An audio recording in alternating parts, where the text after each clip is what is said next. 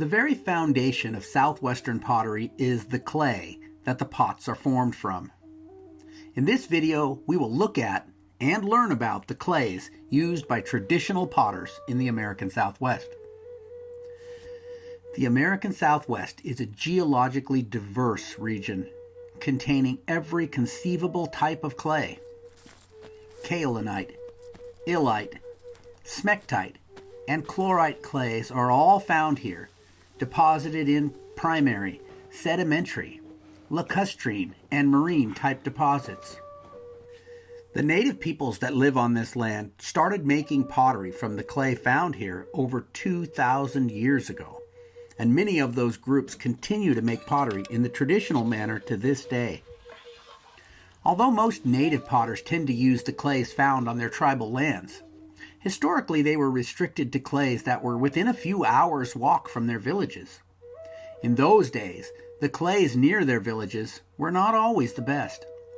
The potters in those villages that did not have access to good clays developed impressive skills that allowed them to make beautiful pottery from substandard clays. Today, potters have the luxury of good roads and vehicles, so they can collect only the best clays, which may be located hundreds of miles from the potter's home. Southwestern clays come in a rainbow of colors. The colors of clay common to certain regions of the Southwest helped to define the ancient cultures that lived in those areas. The Holcomb became famous for red-on-buff pottery because buff-colored clay was found in that region, while the Mogollon made brownware pottery in their region, and the ancestral Puebloans became known for their black-on-white pottery because they lived on the Colorado Plateau where good white clay was abundant. But buff, brown, and white are far from the limit of what is available.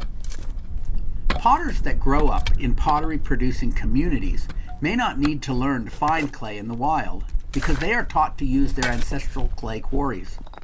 But many potters today, even some from active pottery communities, will spend time searching out new clays to use that will make their pottery stand out from the rest. Because the Southwest is an arid region, clay in the wild is usually found in a dry state. In order to locate clay, a potter needs to learn how to identify the properties common to dry clays.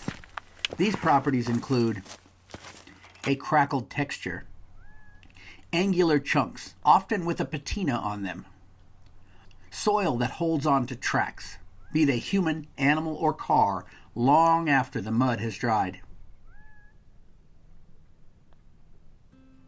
It is traditional in most Southwest native cultures to say a prayer and leave an offering of cornmeal before digging clay.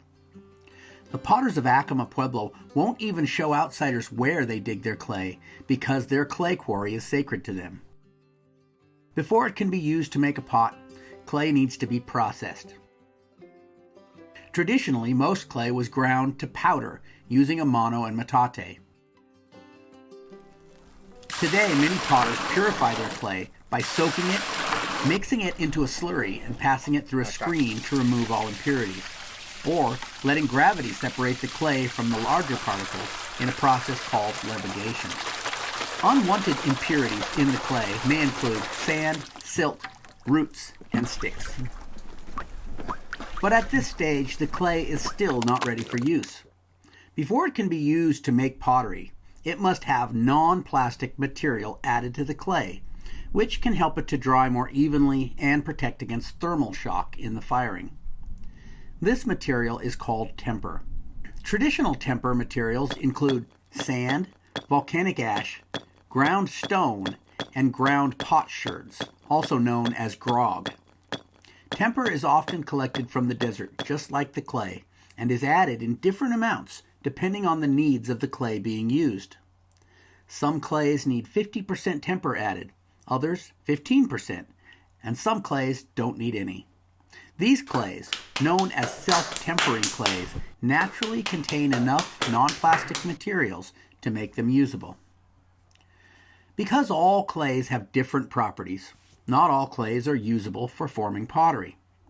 Oftentimes the clays with the most beautiful colors are not great for building, and those that are great for building may not have the most interesting colors.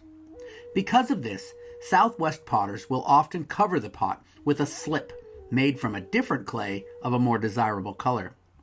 A slip is just clay that is mixed into a thin solution that can be applied like paint to the outside of a pot. The native clays of the American Southwest make possible the beautiful pottery made here. But the same methods can be applied to the wild clays where you live.